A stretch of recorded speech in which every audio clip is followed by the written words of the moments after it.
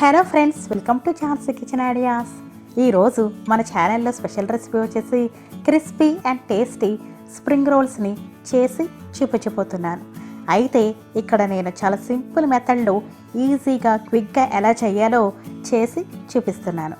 ఇంకా ఈ టేస్టీ స్నాక్స్ని ఎలా ప్రిపేర్ చేయాలో ఇప్పుడు చూసేద్దాం.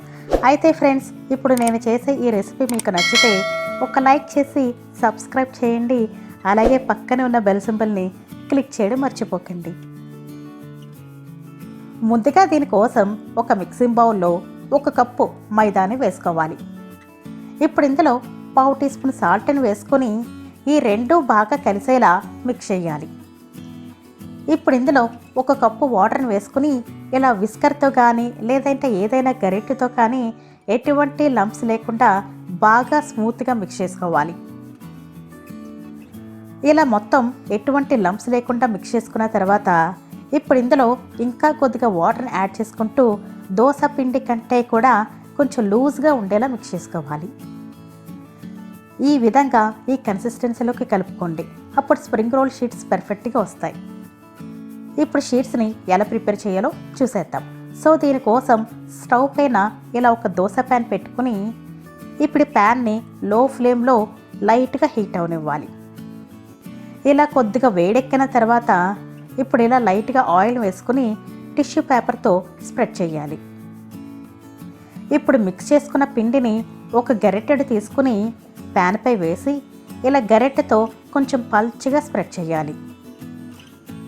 ఇప్పుడు ఈ షీట్ని మీడియం ఫ్లేమ్లో పెట్టి ఫ్రై చేయాలి.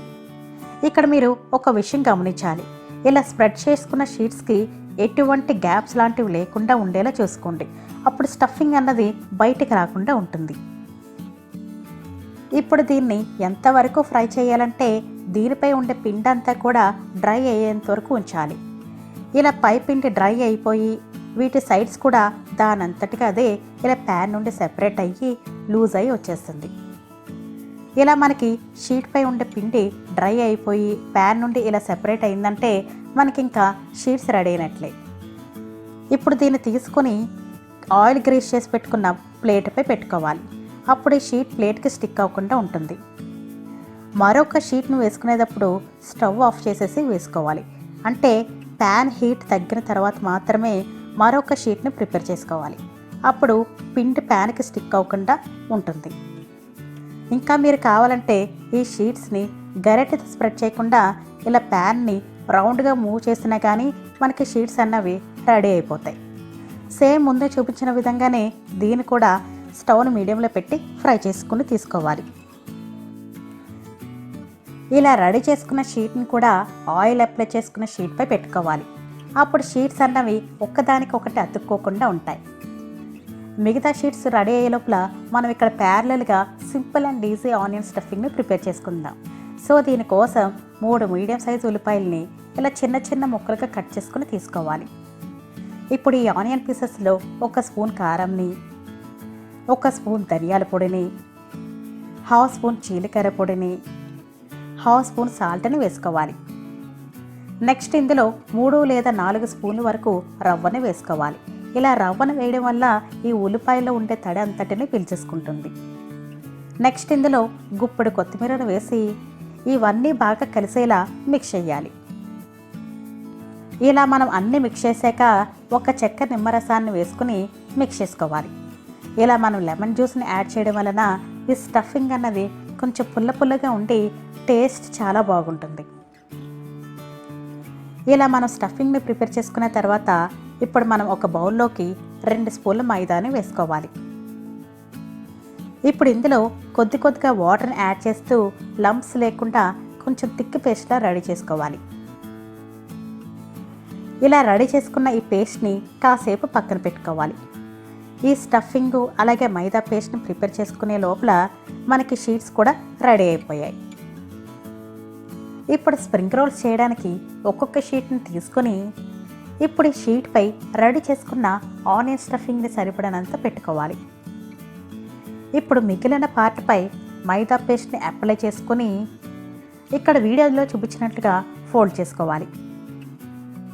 నెక్స్ట్ ఇలా ఫోల్డ్ చేసిన దానిపై కూడా మైదా పేస్ట్ని స్ప్రెడ్ చేసుకుని ఇలా రోల్ చేసుకోవాలి.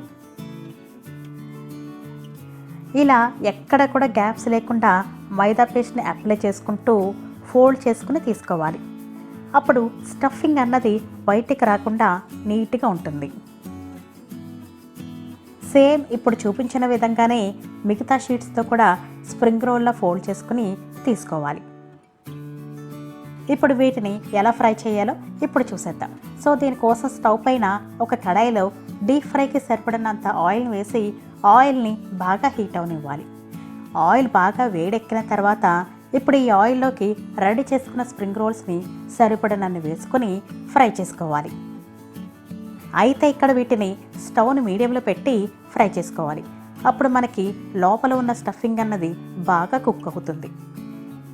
ఇలా అటు ఇటు తిప్పుకుంటూ క్రిస్పీగా గోల్డెన్ కలర్లోకి చేంజ్ అయ్యేంత వరకు ఫ్రై చేసుకోవాలి.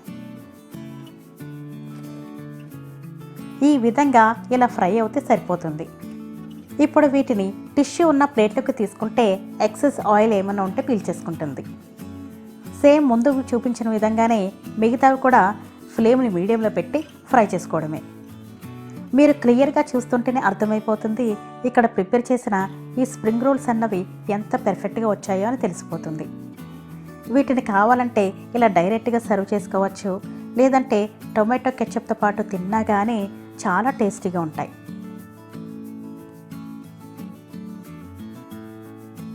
సో ఫ్రెండ్స్, ఈ వీడియో కనుక మీకు నచ్చితే లైక్ చేసి మీ ఫ్యామిలీ అండ్ ఫ్రెండ్స్తో షేర్ చేసుకోండి.